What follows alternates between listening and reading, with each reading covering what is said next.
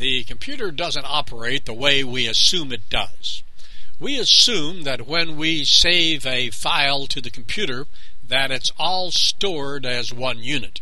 In reality, it is broken into many parts and stored in various places throughout the hard disk.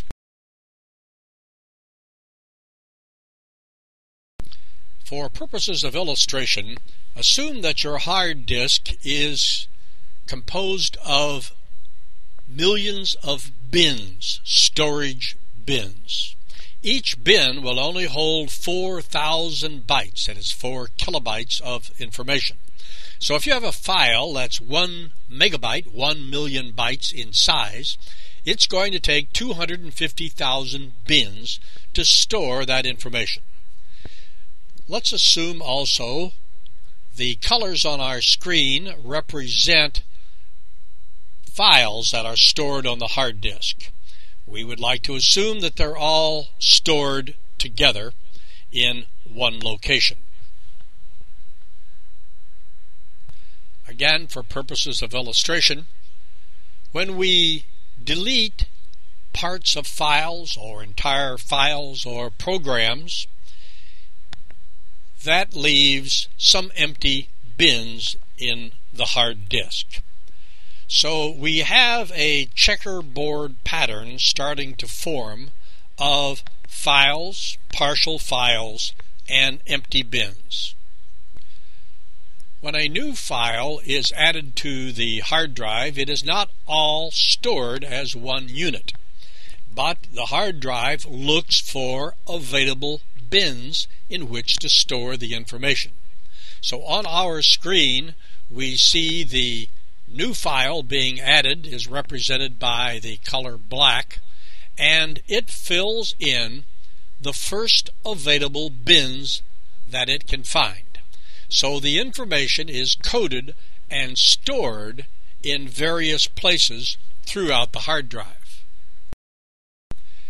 In its normal course of activity, the files are fragmented throughout the hard disk. And so when we click on a particular file to open, the hard disk has to work very hard to locate the coding, to identify where those parts of the files are located, and to assemble them and deliver them to your computer screen. So the more fragmented the files are on the computer, the harder the hard disk has to work to find those, and thus the slower the operation of the computer. So the process of defragmenting organizes the files on the hard disk. It retrieves the coding that identifies the files as being together, and then reorganizes that file and stores it in consecutive bins. Then when we click on a file to open, the computer responds much quicker because the files are now organized and stored in contiguous bins. Because this is a normal operation for the computer, the fragmenting process is happening continually as you use your computer.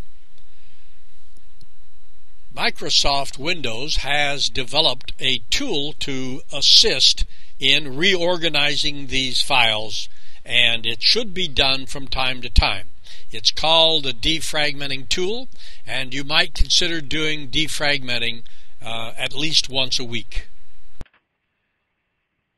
There are a number of ways to access the defragmenting program. We're going to pick just one of those, perhaps the easiest.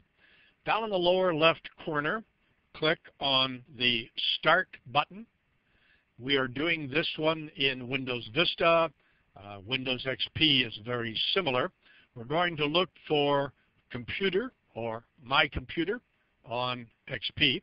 We're going to click Computer to open it and look for drive C, which is your hard drive. And I found drive C located here. I'm going to right-click drive C to bring up a menu. A left click is a go button, which starts programs, it starts some type of action. When you right-click an item, it almost always brings up a menu, and that's what we want in this case. So I'm going to right-click drive C, and at the bottom of this menu is the word Properties, and I'll click Properties, and it brings up the Properties menu. There are a number of tabs across the top. The General tab will give you an idea of how much free space is left on your hard drive. But we're looking for the next one over, which is Tools. And I'll click Tools. And one of the options is Defragmentation. And I'm going to click on Defragment Now. This brings up a defragmenting screen. It looks a little different in Vista than it did in XP. But the controls are approximately the same. We're going to click on Defragment. In this case, it says Defragment Now, but clicking on that will start the defragmenting process. We're the Computer Doctors in Jacksonville, Illinois. Thanks for watching.